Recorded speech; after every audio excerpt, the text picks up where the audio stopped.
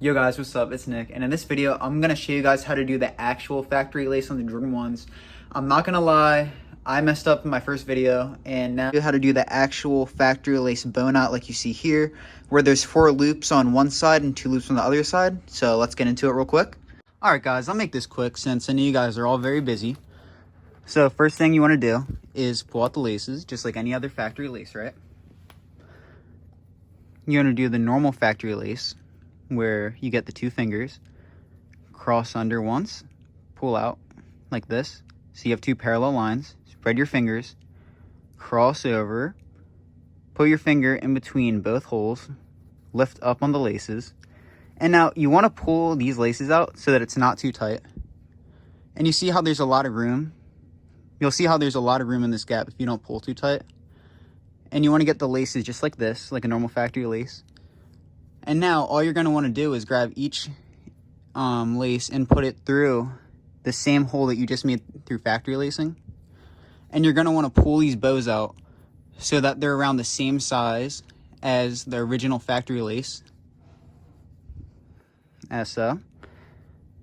Now this part's kind of like hard to pick up on camera, but you see how I have now 3 factory lace knots right here. And now I'm going to put this one through.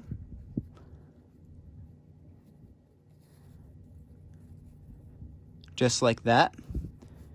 And there you guys go. There's the bow right there. And if you want to make it super realistic, you're trying to, you know, sell this to somebody who's a really big Jordan 1 collector, you have to go through one more time. Exactly the same.